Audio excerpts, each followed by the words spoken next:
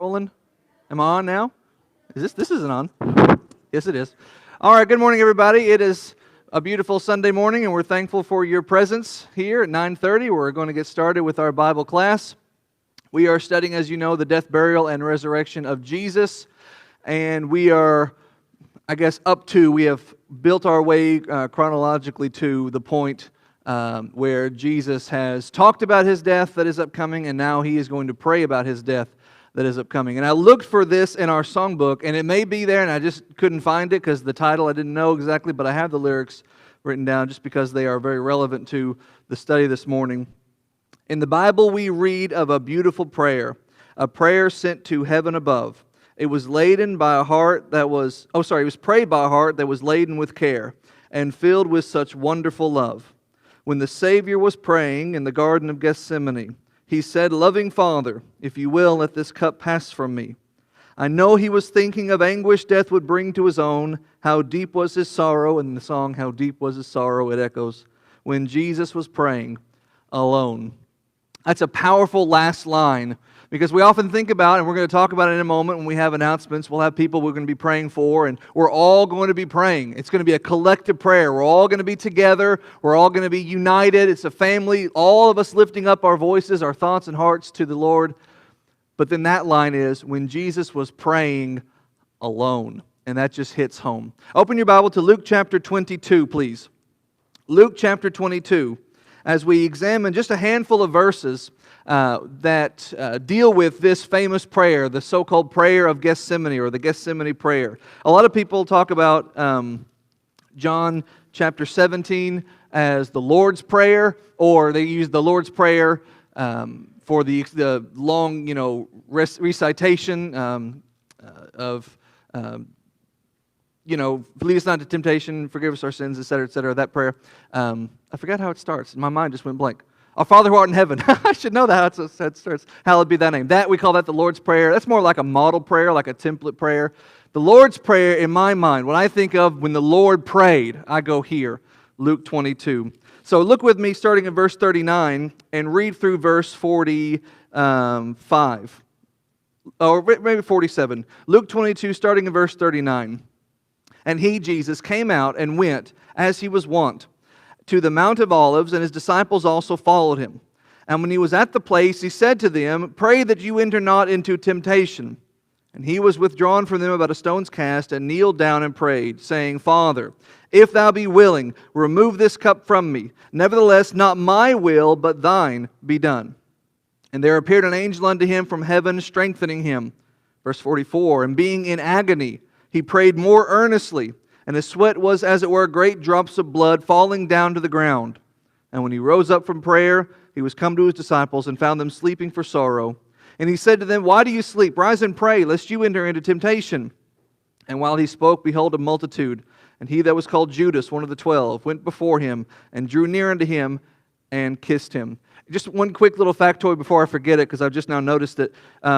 Judas, every single time Judas Iscariot is mentioned in the New Testament, he is always described. He's always pointed out as Judas Iscariot who betrayed him, or Judas Iscariot the traitor. In some phrase or another, every time he is mentioned as the betrayer, except for right here when he does the betraying. So it's redundant, unnecessary, and yet here he is identified in the action of betraying. All right, so let's look at this, specifically verses 39 through 45. This text of the prayer and of the situation around it. And what I want us to do, as we did back when we were talking about Galilee, and we noticed 7 statements Jesus made, 7 prophetic remarks about his upcoming death. I want us here to notice 7 observations, 7 notes to draw from as we examine this fateful prayer. Let's notice 3 of them in just the first verse to look at, verse 39. Again, read the verse. And he, Jesus, came out and went as he was wont, W-O-N-T, no apostrophe, to the Mount of Olives, and his disciples followed him. First of all, he went to the Mount of Olives. This was to my Lord, number 1, a special place. Mount of Olives was a special place anyway. It is now very famous for a different reason than it was important then. The word Gethsemane, the word that we're looking at as we consider this area, the word Gethsemane literally means oil press. And it is so called because if you were to walk around we call it the Mount of Olives, but really it's only like 100 feet in elevation. It's more like a hillside of olives, or through the brook Kidron. And you walk through you would see all these beautiful olive trees, and you would eventually come to this big clearing area. It's called a garden, or just an enclosure. I think John calls it an enclosure. And it's here where olives were plucked and strained, pressed, forced to squeeze out its oil to make olive oil.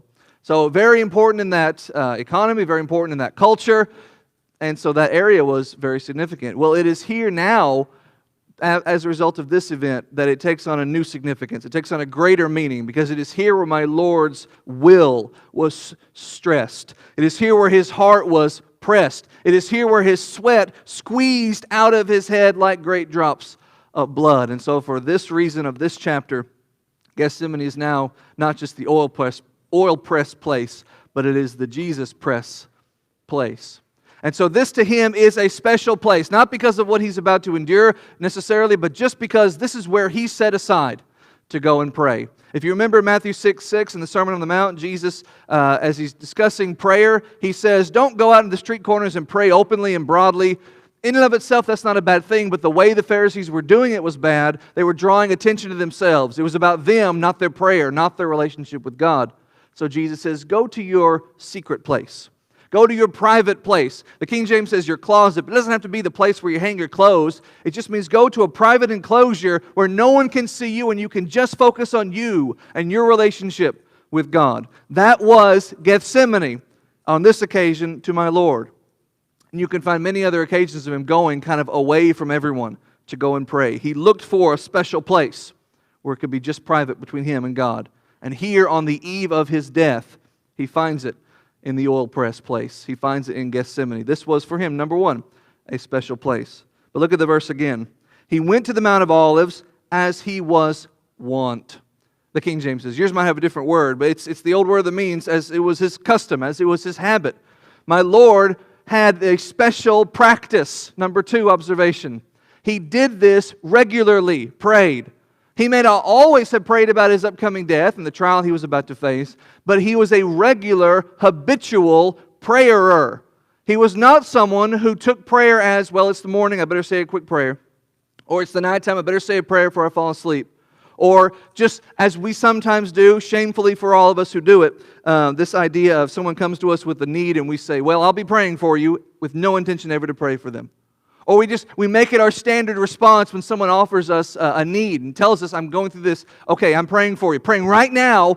We put an exclamation point, and we're not actually praying. We have no intention of actually praying. That's not a very special practice. My Lord, for Him, it was a special practice. He prayed often. Before He found His disciples, He prayed.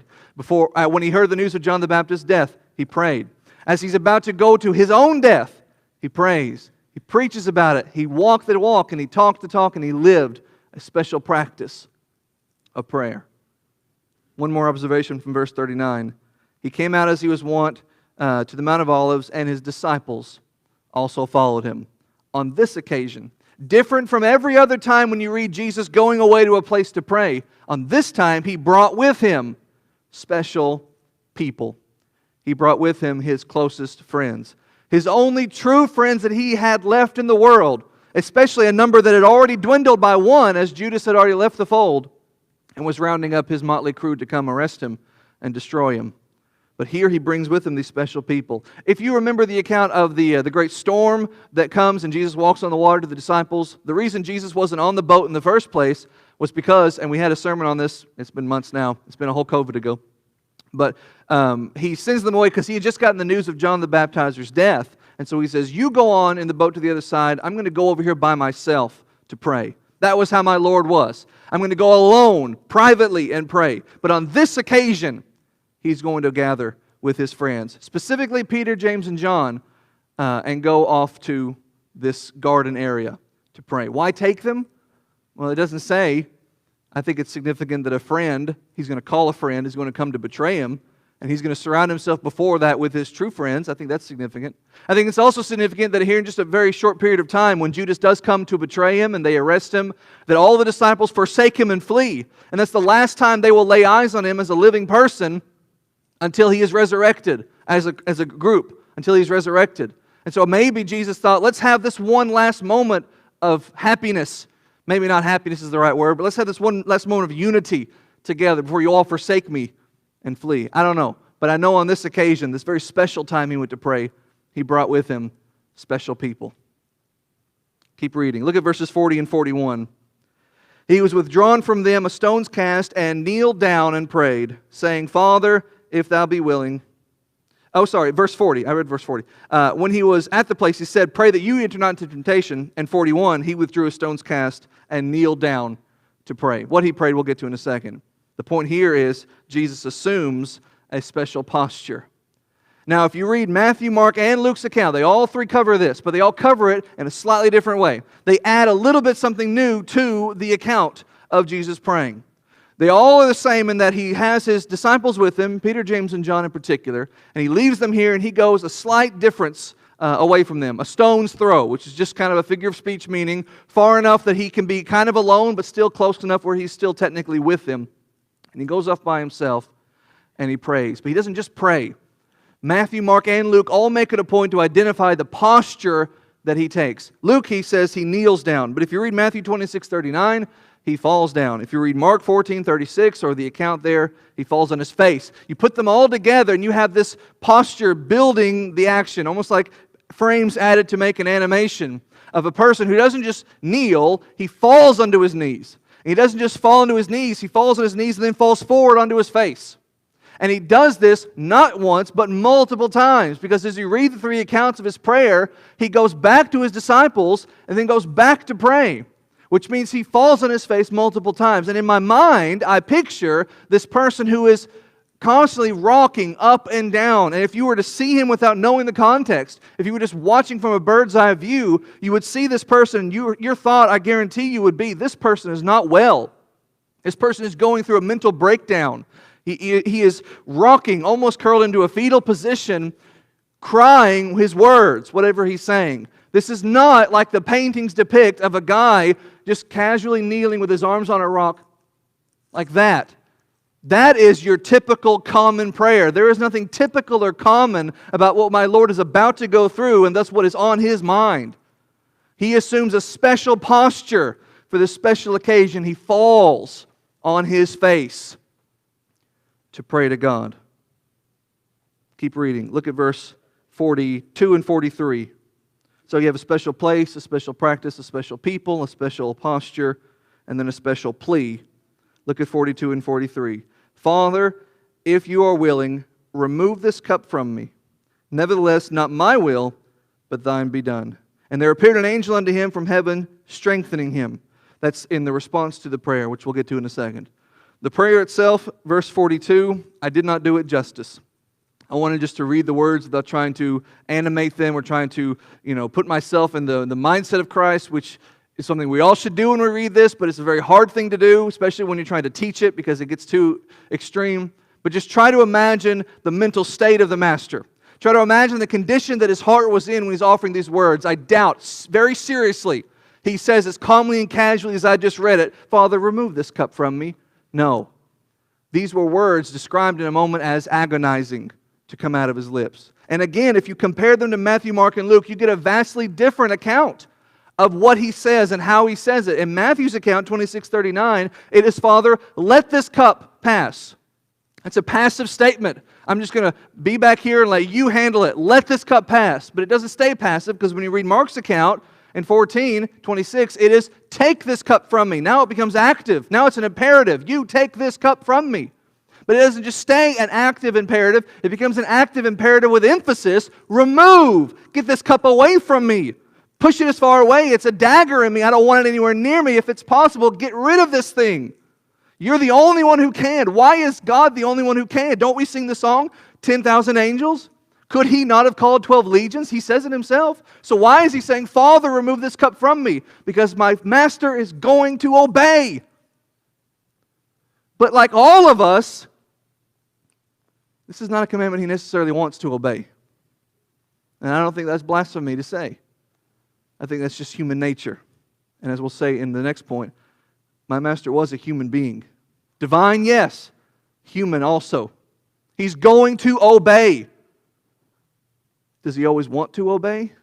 On this occasion, if he did, he wouldn't be asking for some other way. Just putting two and two together. He recognizes in himself, I'm going to be an obedient son. I'm making that choice.